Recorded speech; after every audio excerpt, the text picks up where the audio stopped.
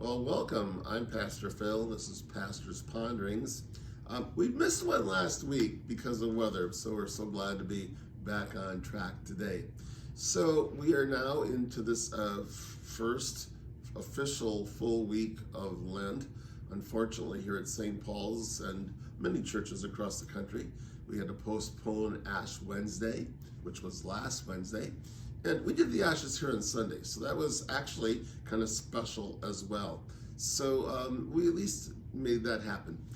But we are at this time of Lent, which gives us time to reflect, personally on our own lives and think about where we've been, where we want to go, take some serious soul searching.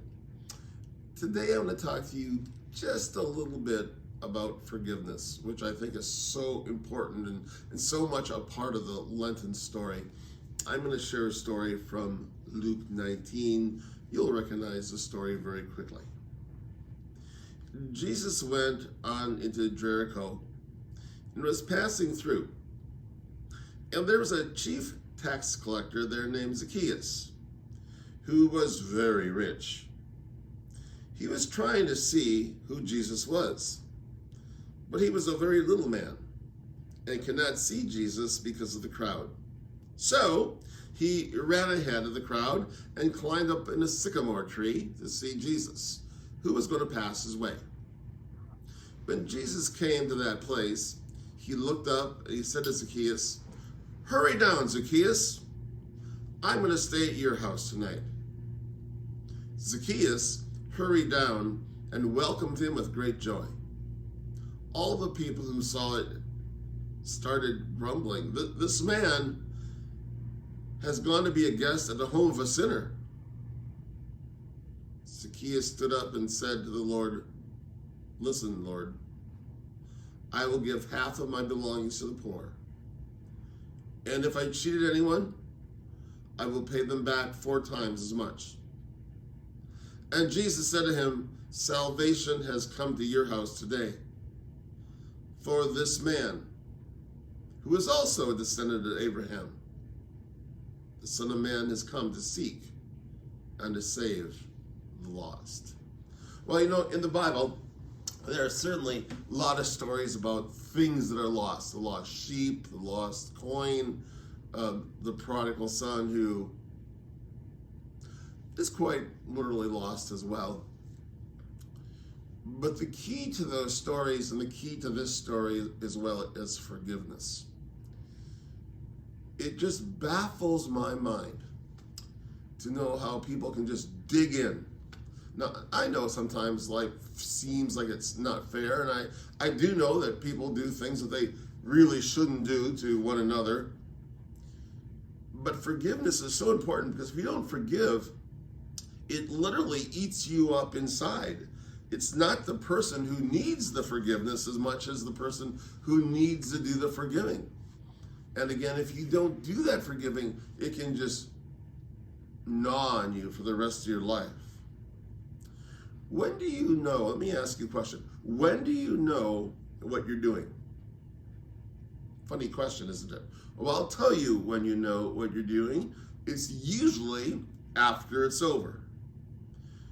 When the right words escaped your lips, or a contract that you signed was signed too quickly without reading the small print, or maybe looking at all the angles, or maybe you've even sought revenge because you were so angry, or maybe you cut somebody out of your life because of a mistake that they made years ago.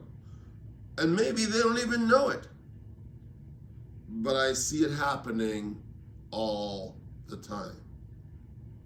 So my hope for you is to get off of your high horse, and because a lot of you are on that exact same high horse, learn to forgive. Learn to let go. Learn what's really important in life.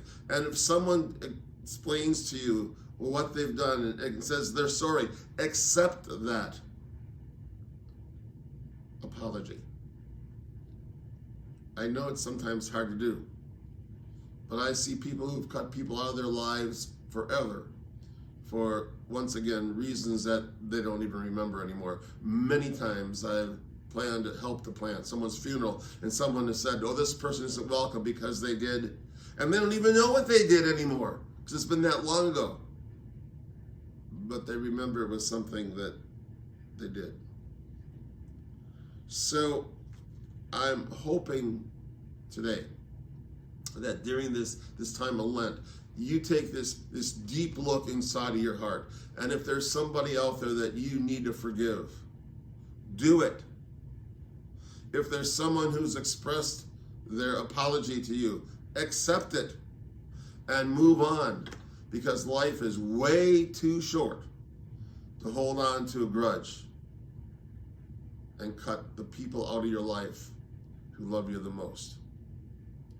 Well, that's my little pondering today.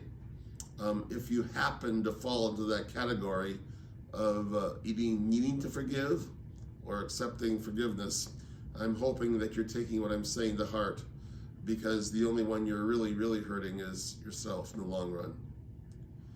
Even Jesus from the cross said, Father, forgive them, for they do not know what they are doing. Please be with me for just a moment of prayer. Wondrous God, we know that life has ups and downs, twists and turns. We know that as humans, we make mistakes. Sometimes those mistakes alter other people's lives, and truly we are sorry. But when we've done something to be sorry for, may we be brave enough, bold enough, have the common sense enough to say, I'm sorry. And if we are the person who we think have been wronged, may we be open enough to accept an apology. That's important as we walk through our Lenten journey. Amen. Well, thank you for joining me today. I think that's just a good word of advice in the first place. So God bless. Have a good day. See you later, and bye for now.